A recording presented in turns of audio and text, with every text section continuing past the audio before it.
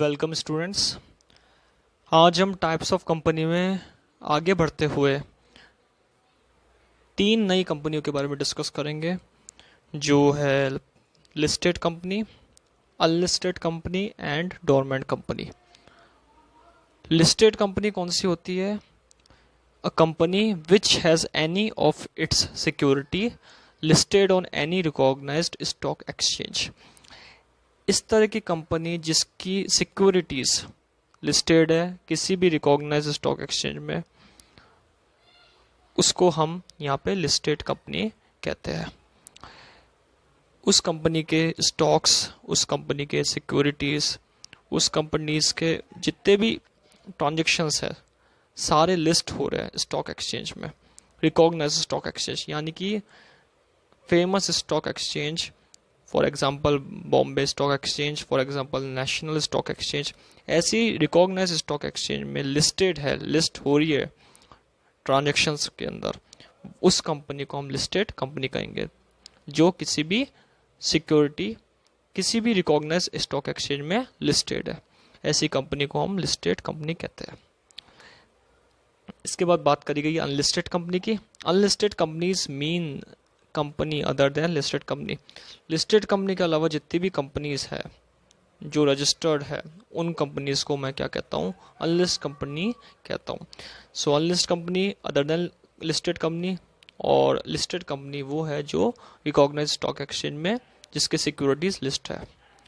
तो हमने 2 कंपनी की बात करी अभी, लिस्टेड कंपनी और फिर अनलिस्टेड कंपनी की। इसके बाद बात करते हैं डोरमेंट कंपनी। डोरमेंट कंपनी कौन सी होती है उसके बारे में डेफिनेशंस दे रखी है, वो हम डिस्कस करते हैं। Where our company is formed and registered under this act. This act का मतलब यहाँ पे कंपनीज एक्ट।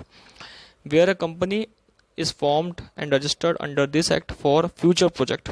ऐसी कंपनी जो रजिस्टर्ड है, फॉर्म्ड है फ्यूचर प्रोजेक्ट के लिए, और टू होल्ड एन असेट और इंटेलेक्चुअल प्रॉपर्टी, या किसी असेट को होल्ड करने के लिए या फिर किसी प्रॉपर्टी को के ऊपर ट्रांजैक्शन करने के लिए, किसी प्रॉपर्टी को खरीदने के लिए या फिर बेचने के लिए, यानी कि फ्यूचर के अंदर। और कोई सिग्निफिकेंट अकाउंटिंग ट्रांजैक्शन नहीं है। सिग्निफिकेंट अकाउंटिंग ट्रांजैक्शन मैं आपको बताऊंगा आगे क्या है।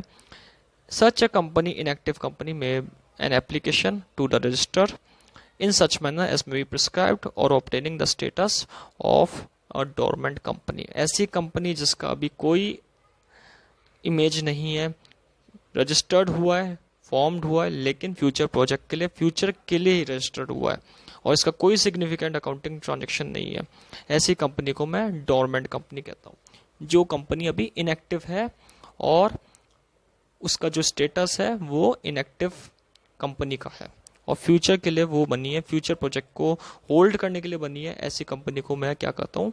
डोरमेंट कंपनी कहता हूँ। जो किसी फ्यूचर प्रोजेक्ट को या किसी असेट को या इंटेलेक्चुअल प्रॉपर्टी को होल्ड करने के लिए फॉर्मेशन हुआ इसका, उसको मैं डोरमेंट कंपनी कहता हूँ। सिग्निफिकेंट अकाउंटिंग ट्रांजैक्शन का मतलब ये बता रखा है।